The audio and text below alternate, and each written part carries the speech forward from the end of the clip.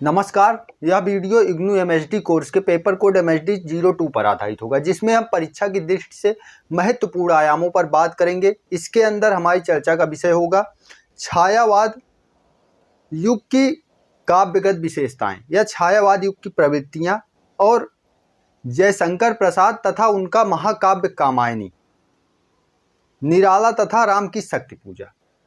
इन सभी आयामों पर हम लोग जो आवश्यक तथ्य हैं उस पर चर्चा करेंगे। चलिए आगे बढ़ते हैं। तो सबसे पहली चीज जो हमारे समक्ष उपस्थित होती है वह है छायावाद युग की काव्यगत विशेषताएं। तो इसमें हमें जो छायावाद युग की काव्यगत विशेषताएं हैं, इसमें राष्ट्रीय चेतना, प्रकृति प्रेम, देश प्रेम, जागरण का स्वर, ऐतिहासिक सांस्कृतिक चेतना और मनुष्य के महत्व आदि प्रवृत्तियां इनके काव्य में हमें देखने को मिलती हैं। छायावाद युग इन काव्य में सबसे पहली प्रवृत्ति राष्ट्रीयता या फिर राष्ट्रीय चेतना पर बात करें तो पहले तो जान लेते हैं थोड़ा सा छायावाद के बारे में। दो महायुद्धों के मध्य का समय है छायावाद। देश में स्वतंत्रता आंदोलन की तीव्र विभीषिका है इस समय, मतलब स्वतंत्रता आंदोलन बहुत तेज है। इस दौरान आंतरिक विसंगतियों को दूर करते हुए ब्रिटिश सरकार के विरुद्ध लड़ने को जनता को एकत्र करने के लिए कवि समूह आगे बढ़ा, जिसमें राम नरेश त्रिपाठी, सुभद्रा कुमारी चौहान, माखनलाल चतुर्वेदी, बालकृष्ण शर्मा नवीन, महादेवी वर्मा, जयशंकर प्रसाद, ये सब उसमें थे। लेकिन जयशंकर प्रसाद उस तरीके के राष्ट्रवादी कवि नहीं थे जिस तरीके के माखनलाल चतुर्वेदी थे। चलिए आगे चर्चा करते हैं। जैसे अब राष्ट्र चेतना का उदाहरण देखें तो ये रहा राष्ट्र चेतना के बारे में पंक्तियां जो हम परीक्षा में उत्तर पुस्तिका में लिखेंगे। उसके बाद इसका उदाहरण देखें। जैसे राष्ट्रीय चेतना का उदाहरण की बात करें तो इसमें हमें महादेवी वर्मा की पंक्तियां मिलती हैं कि चिर सजग आंखें उन्नीदी, आज कैसा व्यस्त बाना, जाग तुझको दूर जाना, जाग तुझको दूर जाना। ये पंक्तियां हैं। एक बात और महत्वपूर्ण है कि राष्ट्रीय चेतना के को लेकर अलग से भी प्रश्न पूछा गया है। जो ये प्रवृत्तियां हम देख रहे हैं इस पे राष्ट्रीय चेतना को लेकर अलग से भी प्रश्न पूछा गया है कि छायावाद युगीन राष्ट्रीय चेतना पर टिप्पणी कीजिए या प्रकाश डालिए, ऐसा कुछ करके प्रश्न आया था। तो राष्ट्रीय चेतना भी अलग से भी महत्वपूर्ण है, इस पर विशेष ध्यान देते हुए चलना है। तो जैसे महादेवी वर्मा के यहाँ हमने देखा कि इनकी पंक्तियां हैं, चिर सजग आंखें उन्नीदी, आज कैसा व्यस्त बाना, जाग तुझको दूर जाना, जाग तुझको दूर जाना। तो यहाँ पर देखिए किस प्रकार राष्ट्रीय चेतना को समर्पित, ये डायरेक्टली नहीं समर्पण कर रही लेकिन इनडायरेक्टली ये वही चीज कह रही है कि राष्ट्रीय चेतना को जागृत करने का प्रयास महादेवी वर्मा की ये पंक्तियां कर रही हैं। इसी प्रकार जयशंकर प्रसाद ने भी लिखा है कि अब जागो जीवन के प्रभात, वसुधा पर ओस बने बिखरे, हिमकन आंसू जो क्षोभ भरे, ऊषा बटोरती अरुणगात, अब जागो जीवन के प्रभात। इसी प्रकार इनकी और भी पंक्तियां राष्ट्रीय चेतना को समर्पित। जैसे और अधिक ले जांच देवता, इतना क्रूर नहीं है, थक कर बैठ गए क्या भाई, मंजिल दूर नहीं। इस प्रकार ये राष्ट्रीय चेतना को समर्पित पंक्तियां रही हैं, ठीक है।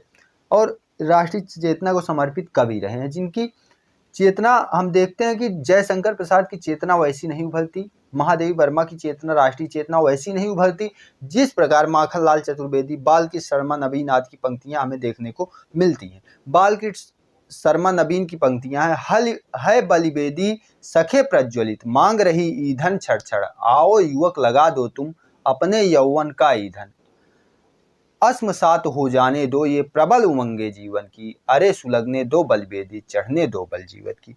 यहाँ जो है जनता से, युवकों से, नवयुवकों से आह्वान किया जा रहा है, कवि आह्वान कर रहा है कि आओ और राष्ट्रीय स्वतंत्रता आंदोलन में खुद को समर्पित कर दो, खुद को झोंक दो। इसी प्रकार माखनलाल चतुर्वेदी भी लिखते हैं कि जहां वे कहते हैं कि हूं मोट खींचता लगा पेट में जुआ, खाली करता हूं ब्रिटिश राज का कुआं। मोट का मतलब समझते हैं? मोट उस समय प्रयोग की जाती थी जब सिंचाई के लिए समरसेबल ट्यूबवेल वगैरह नहीं हुआ करते थे, तो उस समय कुएं से मोट लगाकर बैलों के माध्यम से पानी खींचा जाता था और उसको कुएं से पानी को निकालकर खेतों में डाला जाता था जिससे खेतों की सिंचाई होती थी। तो उस मोट का प्रयोग यहाँ पर माखनलाल चतुर्वेदी करते हैं और कहते हैं कि हूँ मोट खींचता लगा पेट में जुआ, खाली करता हूँ ब्रिटिश राज का कुआं। तो इस प्रकार यहाँ पर राष्ट्रीय चेतना उभर कर इन पंक्तियों के माध्यम से उदाहरण देते हुए हम स्पष्ट कर सकते हैं। अगर अलग से भी प्रश्न आया तो यहाँ ज़्यादा उदाहरण देने का तात्पर्य यही था, क्योंकि इस पे अलग से भी प्रश्न बनने की संभावना रहती है। इसके बाद छायावादी की दूसरी प्रवृत्ति है प्रकृति प्रेम और देश प्रेम। जैसे राष्ट्रीय चेतना या देश प्रेम की बात हमने की, उसी को यहाँ प्रकृति प्रेम और देश प्रेम दोनों से जोड़ते हुए यहाँ पर हम बात करेंगे। जैसे छायावादी कवि ईश्वर की ओर कम और प्रकृति की ओर अधिक उन्मुख हुए,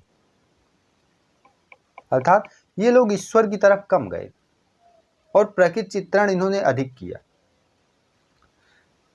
लेकिन यह प्रकृति सौंदर्य काव्य निरूपण तक ही सीमित नहीं रहा, सिर्फ काव्य तक ही इनका प्रकृति सौंदर्य सीमित नहीं रहा।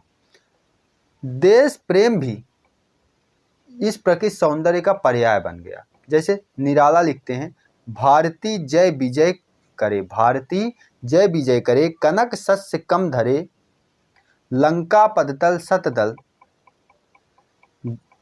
गज तोर्मी सागर जल, धोता सुच चरण युगल, सतौ कर बहु अर्थ भरे, भारती जय विजय करे। तो इस प्रकार ये पंक्तियां हम उदाहरण के तौर पर उत्तर पुस्तिका में लिख सकते हैं कि प्रकृति चित्रण और देश प्रेम का समन्वय यहाँ पर निराला की इन पंक्तियों में देखने को मिल रहा है। जागरण का स्वर भी यहाँ विद्यमान है। जैसे नव जागरण युग की प्रमुख पुकार बंधनों के प्रति जागरूक करने व उन बंधनों को तोड़ने के लिए प्रयत्नशील है। यहाँ के कवि जो हैं छायावाद युगीन कवि, ये जो बंधन है समाज की उसके प्रति लोगों को जागरूक करना चाह रहे हैं। उस जागरूक करने के पश्चात उन बंधनों को तोड़ने के लिए भी इनके अंदर प्रबल इच्छा शक्ति है और उसे ही लेकर ये लोग आगे बढ़ते हैं। जैसे यह राष्ट्रीय चेतना, यह राष्ट्रीय जागरण का युग था, छायावाद युग, क्योंकि इस समय तमाम राष्ट्रीय आंदोलन हो रहे थे, तमाम स्वतंत्रता संग्राम चल रहे थे, महात्मा गांधी जी का नेतृत्व था इस समय। तो यह राष्ट्रीय जागरण का युग है जिसमें दासता और अन्याय को समाप्त करने की इच्छा कवि के अंदर प्रबलतम रूप से विद्यमान हमें दिखाई देती है। जैसे अभी हमने एक उदाहरण देखा था राष्ट्रीय चेतना में कि अब जागो जीवन के प्रभात वसुधा पर ओस बने बिखरे, हिमकन आंसू जो क्षोभ भरे, ऊषा बटोरती अरुणगात, अब जागो जीवन के प्रभात। इस प्रकार वही उदाहरण यहाँ पर भी जागरण के स्वर में भी हम लिख देंगे। ठीक है, आगे बढ़ें तो ऐतिहासिक सांस्कृतिक चेतना अगली प्रवृत्ति है छायावाद युग की। काव्य की अगली विशेषता है ऐतिहासिक सांस्कृतिक चेतना। ऐतिहासिक सांस्कृतिक चेतना को आधार बनाकर राष्ट्रीय जागरण की प्रबलतम अभिव्यक्ति इस युग की कविता में हमें देखने को मिलती है। इतिहास के बहाने रचनाकार वर्तमान की समस्याओं से निपटने का मार्ग प्रशस्त करता है। जैसे हे पुरुष शक्ति तुम भी यह शक्ति करो धारण, भगवान राम और ये राम की शक्ति पूजा का प्रसंग है कि हे पुरुष शक्ति तुम भी यह शक्ति करो धारण। तो इस प्रकार ये ऐतिहासिक सांस्कृतिक चेतना का उदाहरण रहा। और इसके बाद मनुष्य के महत्व पर भी जोर दिया गया है कि यहाँ मनुष्य की महत्ता स्थापित की गई है, ना कि भक्ति काल की तरह ईश्वर की महत्ता को स्थापित किया गया। देखिए, भक्तिकालीन कवि संसार को माया मानकर ईश्वर प्राप्ति को प्राथमिकता देते थे, वहीं छायावादी कवि आधुनिक युग में वैज्ञानिक दृष्टिकोण को आधार बनाकर मानवता और प्रकृति को अधिक महत्व देते हैं और मानवीय गौरव को स्थापित करने की बात करते हैं, उसकी चेष्टा करते हैं। जैसे निराला की राम की शक्ति पूजा का एक उदाहरण है कि हे पुरुष शक्ति तुम भी यह शक्ति करो धारण, रावण अशुद्ध होकर भी यदि कर सका त्रस्त तो निश्चय ही तुम हो सिद्ध, करोगे उसे ध्वस्त। यहाँ देखिए, मैं एक ही उदाहरण बार बार लेके आ रहा हूँ ताकि आपको कम याद करना पड़े, कम एग्जाम्पल, कम पंक्तियाँ याद करनी पड़ेंगी। तो आप उसको मैं ये भी बता दे रहा हूँ कैसे आपको इस्तेमाल करना है। ठीक है, जैसे ऐतिहासिक सांस्कृतिक चेतना में भी यही पंक्तियाँ इस्तेमाल हो रही हैं, मनुष्य के महत्व में भी यही पंक्तियाँ इस्तेमाल हो रही हैं, राष्ट्रीय चेतना में अब जागो जीवन के प्रभात की पंक्तियाँ इस्तेमाल हो रही थी। ठीक है, और जागरण के स्वर में भी वही पंक्तियाँ इस्तेमाल हो रही थी। ठीक, तो इस प्रकार आप लोग कम काव्य पंक्तियां याद करके उसका अधिक प्रयोग कर सकते हैं। अब आगे बात करें तो हम इसमें चलेंगे जयशंकर प्रसाद की तरफ और उनकी काव्य रचना कामायनी की तरफ। सबसे पहले बात करते हैं कामायनी की। जयशंकर प्रसाद के बारे में मैंने उनका जीवन परिचय और उन पर जो कुछ विशेष टिप्पणियां हैं उसको कराया हुआ है, चैनल पर अपलोडेड है वीडियो जयशंकर प्रसाद का जीवन परिचय करके, उसको आप देख लीजिएगा, ठीक है। इसके बाद अगर आपको सही जरूरी लगे तभी देखिएगा, नहीं कोई ज़रूरत नहीं है, ठीक है। अगर देखे रहेंगे तो इससे होगा कि अगर विशेष तौर पर जयशंकर प्रसाद पर टिप्पणी करने को पूछ लिया तो वहाँ से आपको मदद मिल जाएगी, वहाँ से आपको जयशंकर प्रसाद के बारे में, उनकी रचनाओं के बारे में पता रहेगा और यहाँ से उदाहरण उठा के काव्य पंक्तियाँ उसमें लिख देंगे, आपका उत्तर कंप्लीट हो जाएगा। चलिए जयशंकर प्रसाद की कामायनी पर चर्चा करते हैं। यह छायावाद का एकमात्र महाकाव्य है। इसमें जीवन के अनेक पक्षों का समन्वय जयशंकर प्रसाद ने किया है। मानव जीवन के लिए व्यापक आदर्श व्यवस्था की स्थापना यहाँ पर जयशंकर प्रसाद करते हैं। मनुष्य की अनुभूतियों, कामनाओं व आकांक्षाओं की अनेक रूपता का वर्णन यहाँ पर हमें देखने को मिलता है। मानव मन की विभिन्न वृत्तियों का सूक्ष्म विश्लेषण जयशंकर प्रसाद ने कामायनी महाकाव्य में किया है। श्रद्धा और मनु के सहयोग से मानवता का विकास करते हैं। और जैसे कि जब जल प्रलय हो गई थी तो मनु इधर उधर भटक रहे थे, उस समय श्रद्धा आती है और उन्हें साहस बंधाती है, उन्हें ढाढ़स बंधाती है कि हाँ तुम जो है संसार के विकास के लिए, अर्थात मानव के विकास के लिए उठो और फिर से अपनी शक्ति को धारण करो और लग जाओ। आगे बढ़ते हैं। प्रमुख पात्रों की, जैसे इसमें जो पात्र अपने को देखने को मिलते हैं उनकी बात करते हैं कामायनी में। तो पात्र हैं मनु, श्रद्धा, लज्जा, मानव, ठीक है।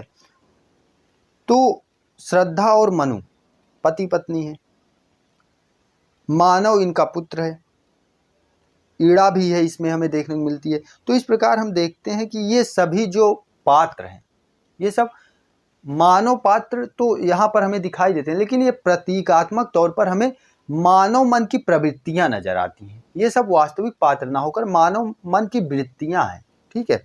कि जैसे श्रद्धा, मानव, मानवता, ठीक है, लज्जा, इस प्रकार ऐसे पात्रों का चुनाव किया है प्रसाद जी ने जो मानव मन की वृत्तियां हैं और वो स्पष्ट भी होता है महाकाव्य में पढ़ते समय।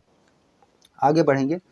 मनु आधुनिक मानव के दुर्गुणों से युक्त मानव है। ऐसा नहीं है कि उसका बहुत आदर्शवादीकरण कर दिया गया है, ऐसा बिल्कुल भी प्रसाद जी ने नहीं किया है।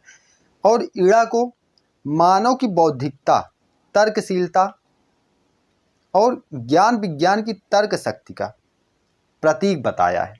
ईड़ा जो है मानव की बौद्धिकता, तर्कशीलता, ज्ञान विज्ञान की शक्ति का प्रतीक इस महाकाव्य में इसके तौर पर उभरती है कि ईड़ा जो है मानव की बौद्धिकता का, तर्कशीलता का, ज्ञान विज्ञान का और शक्ति का प्रतीक है। ईड़ा के बारे में मुक्तिबोध ने कहा है कि ईड़ा को मुक्तिबोध पूंजीवादी सभ्यता की उन्नायिका कहते हैं, जो कि पूंजीवादी सभ्यता के रूप में विकसित होना चाहिए था, लेकिन प्रसाद जी के भाव पक्ष ने उसकी उपेक्षा की, क्योंकि प्रसाद जी में भाव पक्ष अधिक बलवान था, अधिक प्रबल था। तो उस भाव पक्ष ने ईड़ा की जो पूंजीवादी उन्मुक्ति थी उसको दबा दिया और भाव पक्ष उभर कर ज्यादा सामने आ गया। अब ईड़ा के बारे में यहाँ पर जो है वर्णन है कि बिखरी अलके जो तर्क जाल वक्षस्थल पर एकत्र धरे, ठीक है। तो ये दो पंक्तियां याद रखिएगा, बिखरी अलके जो तर्क जाल वक्षस्थल पर एकत्र धरे। तो इस प्रकार ये दो पंक्तियां आगे बढ़ते हैं। प्रसाद अपने जीवन में असफल प्रेम के शिकार रहे। उन्होंने नारी की अवमानना व उपेक्षा सही, परंतु ना तो तुलसी की तरह नारी की निंदा की कि ढोल गवार शूद्र प्रसुनारी सकल ताड़ना के अधिकारी, उस प्रकार का काव्य वर्णन नहीं किया, और ना ही रीतिकाल के कवियों की तरह उसे वासना पूर्ति का साधन ही समझा। जैसे हम नायिका भेद वर्णन वगैरह देखते हैं वैसा बिल्कुल भी यहाँ नहीं था। प्रसाद के काव्य में नारी हमेशा श्रद्धा का ही पात्र रही। प्रसाद लिखते भी हैं कि नारी तुम के। आगे बढ़ते हैं। कामायनी में कामायनी में श्रद्धा का कथन हमें देखने को मिलता है कि दया माया ममता लो आज, मधुरिमा लो अगाध विश्वास, समर्पण लो सेवा का सार। यहाँ भी श्रद्धा, स्त्री का वर्णन किस प्रकार, नारी का वर्णन किस प्रकार हमें देखने को मिल रहा है, ये भी प्रसाद जी का एक काव्य गुण ही कहेंगे इसको, ठीक है, क्योंकि उन्होंने ना तो वासना का चित्रण किया और ना ही नारी की उपेक्षा की, नारी को हमेशा श्रद्धा का ही पात्र माना है। जयशंकर प्रसाद ने प्रेम का भी एक अलग ही प्रकार का वर्णन किया है, जैसे कि वे कुछ दिन कितने सुंदर थे जब सावन घन सघन बरसते थे, इन आंखों की छाया भर थे। ये रहा जयशंकर प्रसाद के प्रेम का वर्णन। अब बात करते हैं आधुनिक भावबोध व संवेदना की। यहां से प्रश्न आया कि जयशंकर प्रसाद के काव्य में निहित आधुनिक भावबोध व संवेदना का चित्रण कीजिए, विवेचन कीजिए, टिप्पणी कीजिए, तो आप इधर से लिख पाएंगे। आगे बढ़ते हैं। प्रसाद आधुनिक बोध और संवेदना के कवि हैं।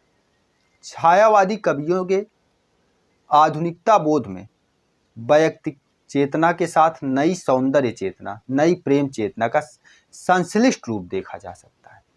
डॉक्टर देवराज, जो कि छायावाद का पतन नामक पुस्तक लिखे थे, जो एक विचारोत्तेजक पुस्तक थी, उनका मत है कि छायावाद आधुनिक पौराणिक धार्मिक चेतना के विरुद्ध आधुनिक लौकिक चेतना का विद्रोह था।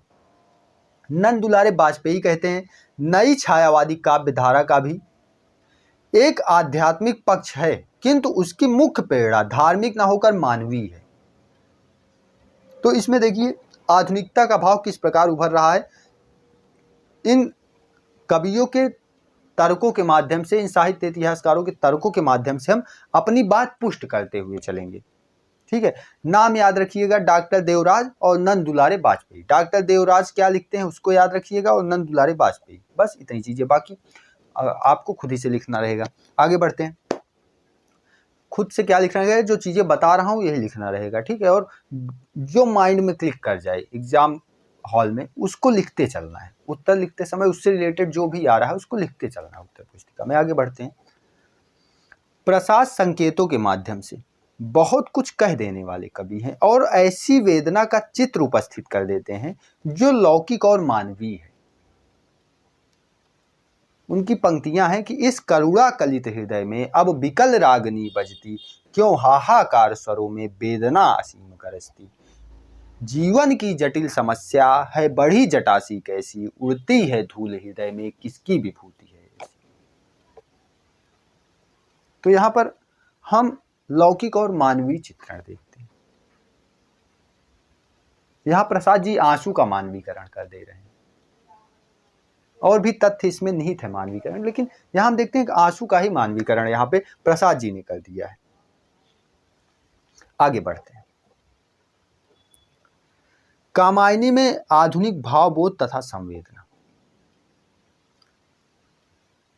भावबोध और संवेदना की बात कर रहे हैं प्रसाद जी की, जिसमें अभी तक हमने कुछ महत्वपूर्ण तथ्य देख लिए हैं। अब कामायनी के अंदर किस प्रकार का आधुनिक भावबोध और संवेदना देखने को मिलती है उसे देखते हैं। जल प्रलय की स्थिति में प्रसाद के मनु जिन परिस्थितियों से मिलते हैं और उसके बाद उनके मन में जो प्रश्न उठते हैं वह आज के मनुष्य को बेचैन करने वाले हैं। जैसे वो चिंता की पहली रेखा, अरि विश्ववन की प्याली, ज्वालामुखी स्फोट के भीषण, प्रथम कंप सीमत वाली। श्रद्धा के सौंदर्य चित्रण में नई सौंदर्य दृष्टि दिखाई देती है। रीतकालीन कवियों के नक्शिक वर्णन से अलग इस चित्रण में सौंदर्य का जादू ही आकृष्ट नहीं करता, विश्व मंगल की भावना और उदारता भी आकृष्ट करती है।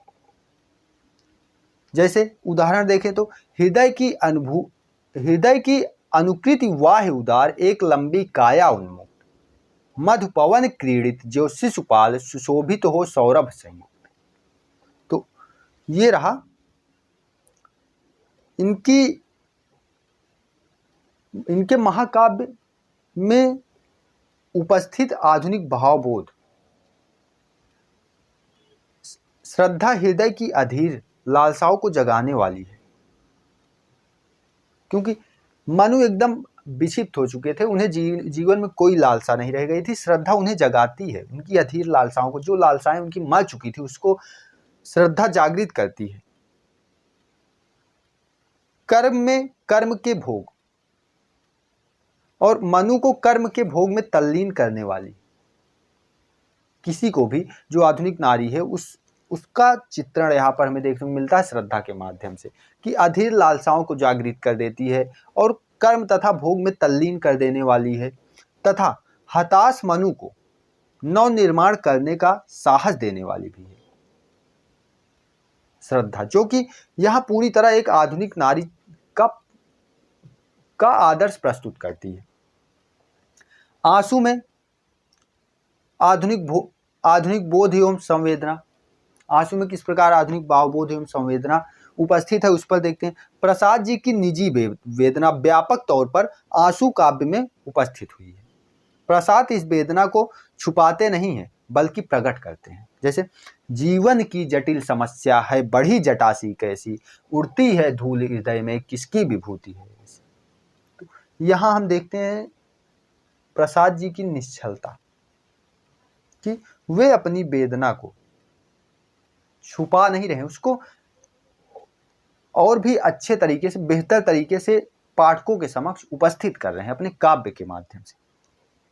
अगर वेदना की आही आंसू में सब कुछ होती तो यह स्वच्छंद भावना की ही कृति प्रतीत होती, किंतु यहाँ स्वच्छंद भावना के साथ आधुनिक तनाव भी उभरता है।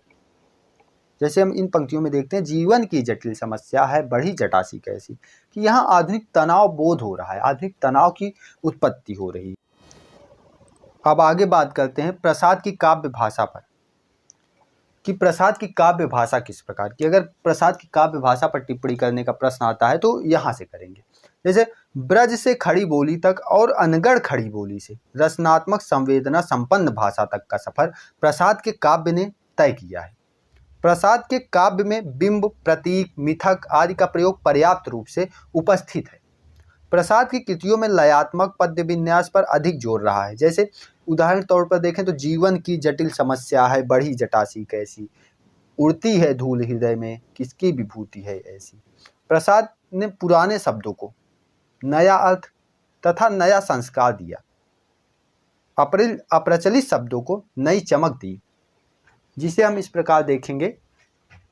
एक विस्मृति का स्तूप अचेत, ज्योति का धुंधला सा प्रतिबिंब। यहाँ पर देखिए स्तूप अचेत, धुंधला सा प्रतिबिंब, ये सब चीजें जो है वर्तमान परिदृश्य में प्रयोग नहीं होती थी, इसको जयशंकर प्रसाद ने प्रयोग किया। बिंब की बात करें इनके काव्य में तो प्रसाद, सबसे पहले जान लेते हैं बिंब है क्या। भाव के आवेग, उत्पन्न होने वाली सहज स्फूर्ति, मतलब भाव के आवेग में जो सहज स्फूर्ति उत्पन्न होती है मन में, वही बिंब होता है। प्रसाद के काव्य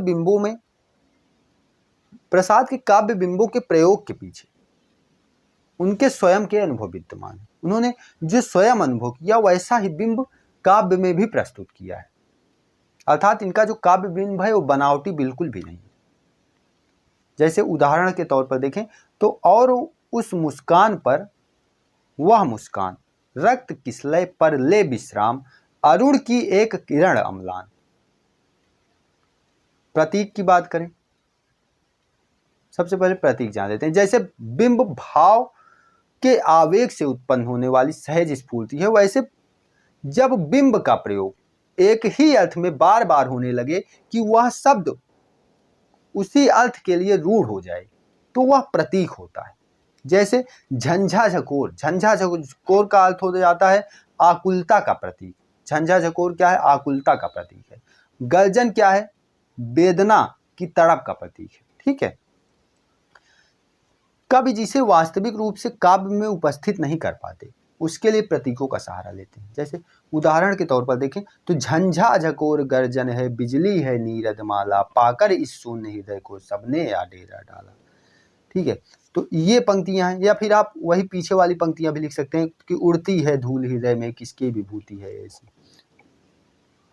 अलंकार की बात करें तो इन्होंने उपमा, उत्प्रेक्षा, अनुप्रास, रूपक, संदेश, श्लेष आदि अलंकारों का व्यापक तौर पर प्रयोग किया। छंद, रोला, सार, नाटक, रूपमाला आदि छंदों का प्रयोग प्रसाद जी के काव्य में विद्यमान है, हमें देखने को मिलता है।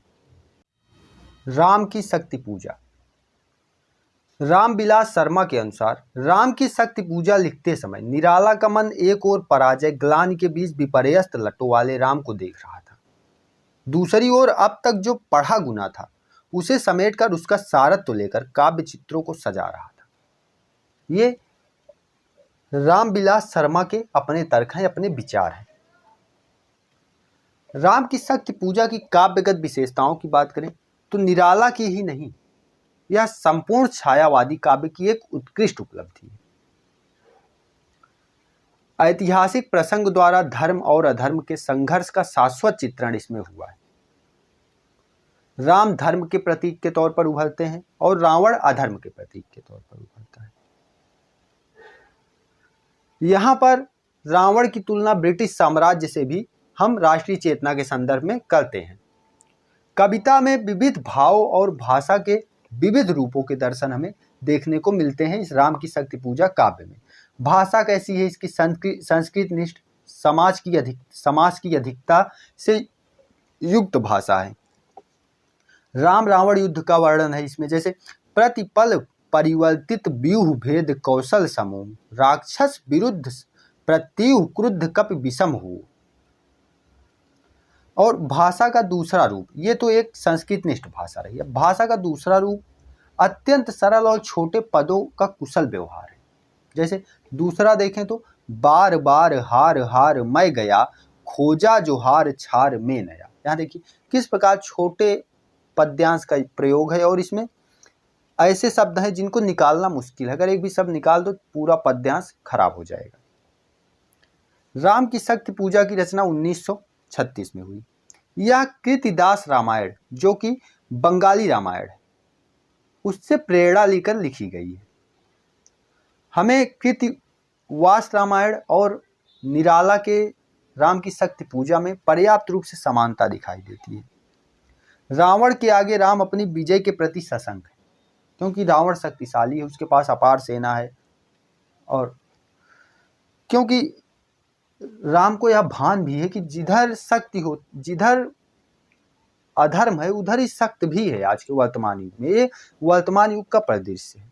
तो जब राम सशंक है अपनी विजय को लेकर, उस समय एक प्रसंग आता है कि स्थिर राघवेंद्र को हिला रहा फिर संशय, रह रह उठता जग जीवन के में रावण जय भय। यहां अंग्रेजी शासन से भी रावण की तुलना हम कर सकते हैं राम की शक्ति पूजा में।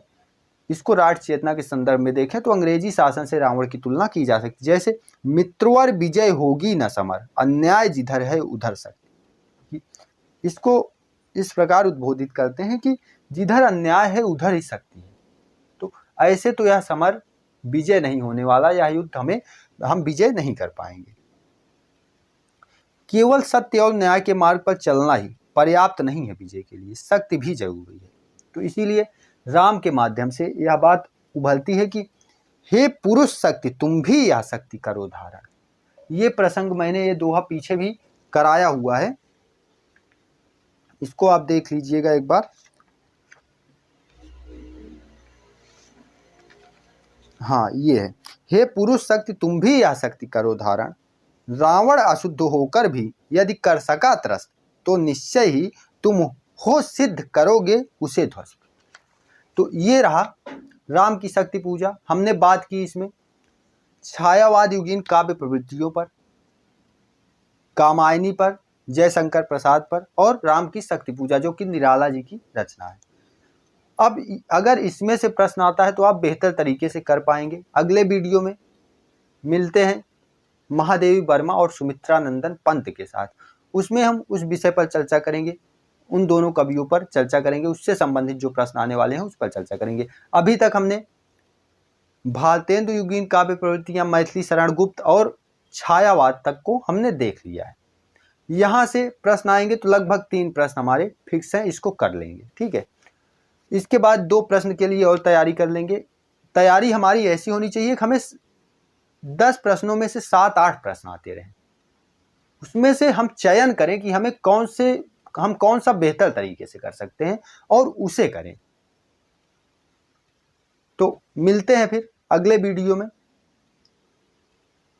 धन्यवाद।